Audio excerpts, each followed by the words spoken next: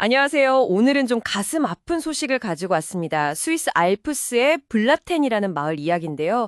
빙하가 무너지면서 이게 큰 산사태로 이어졌고, 마을이 정말 순식간에 큰 피해를 봤다고 합니다. 저희가 가진 자료들 보면서 당시 상황이 어땠는지, 또 지금은 어떤지, 그리고 전문가들은 원인을 어떻게 보고 있는지 좀 깊이 있게 파헤쳐 보겠습니다. 이게 지난 28일에 벌어진 일이죠. 정말 갑작스러운 재해로 마을 주택 대부분이 그냥 파괴되고 또 안타깝게 64세 남성 한 분이 지금 실종 상태라고 들었습니다. 정말 눈 깜짝한 사이예요. 네, 맞습니다. 지금 구조당국이 드론이랑 수색견까지 다 동원해서 실종자를 찾고 있는데 이게 참 추가 붕괴 위험이 계속 있어서요. 수색 작업이 잠시 좀 멈춰 있는 상황입니다. 군병력이나 굴착기 같은 중장비도 대기는 하고 있지만 글쎄요, 지금은 안전 확보가 먼저니까요. 구조 작업도 지금 어려운 상황이군요. 정말 안타까운데. 근데 이 직접적인 피해 말고도 현장에서 또 다른 위험이 있다면서요. 이게 그냥 여기서 끝날 문제가 아닌 것 같아요. 네, 그 점이 사실 지금 가장 우려되는 부분 중 하나입니다. 산사태 때 쏟아져 내린 그 흙이랑 바위 같은 것들 있잖아요. 그 엄청난 양의 잔해가 근처 강을 막아버렸어요. 그것도 거의 2km 구간에 걸쳐서요. 2km나요? 그럼 자연적으로 댐이 생긴 거네요. 그렇죠. 일종의 자연 댐이 생긴 셈인데 문제는 그 위로 빙하 녹음물이 계속 유입되면서 강 수위가 엄청나게 빨게 불어나고 있다는 겁니다. 시간당 80cm씩 차오른다고 하니까요. 시간당 80cm요. 와, 그건 정말 순식간이네요. 만약에 그 막힌 부분이 터지기라도 하면 어떡하죠? 바로 그게 이제 최악의 시나리오로 언급되고 있는 겁니다. 만약에 그 쌓인 잔해 더미가 물 압력을 못 이기고 터져버리면 그 엄청난 물이 하류에 있는 페르덴 댐까지 위협할 수 있다는 거죠.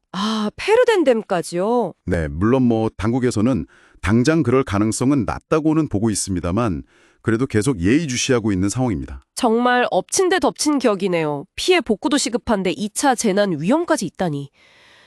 참, 그렇다면 이렇게 갑작스럽게 또 대규모로 붕괴가 일어난 근본적인 원인은 뭘까요? 네, 많은 전문가들이 역시나 지구온난화를 가장 큰 원인으로 보고 있습니다. 알프스 지역 기온이 계속 오르면서 그 영구동토층이라고 하잖아요. 1년 내내 얼어 있어야 정상인 땅속 깊은 곳이요. 거기가 지금 녹고 있다는 거예요. 영구동토층이 녹아서? 네, 그게 녹으면서 땅을 단단하게 붙잡고 있던 힘이 약해지는 거죠. 뭐랄까 집안 전체가 불안정해지는 겁니다. 그래서 이번 같은 대규모 붕괴로 이어졌다는 분석이 지배적입니다. 얼어있던 땅이 녹아서 집안이 약해진다. 이건 정말 생각지도 못한 결과인데요. 스위스 빙하관 측소 소장 마티아스 후스 박사도 비슷한 이야기를 했습니다. 영구동토층 안에 있던 안반이 얼음이 녹으면서 느슨해졌고 이게 이번 붕괴를 촉발했을 가능성이 크다는 거죠. 특히 그분이 한 말이 좀 인상 깊은데요. 지난 수백 년 동안 한 번도 본 적 없는 예상치 못한 일들이 지금 곳곳에서 벌어지고 있다고요. 그러면서 이런 현상 대부분이 기후변화 때문일 가능성이 크다고 말했습니다. 이게 그냥 한 번의 사고가 아닐 수도 있다는 거죠. 수백 년간 본 적 없는 일들이 기후변화 때문에요. 이 말을 들으니까 기후변화가 정말 먼 미래 얘기가 아니구나 싶네요. 지금 당장 우리 눈앞에서 벌어지는 이런 재난에 직접적인 원인이 될 수 있다는 게 좀 무섭게 다가옵니다. 블라텐 마을의 비극적인 상황, 그리고 그 뒤에 숨겨진 기후변화의 영향까지 참 많은 걸 생각하게 합니다. 네, 그렇죠.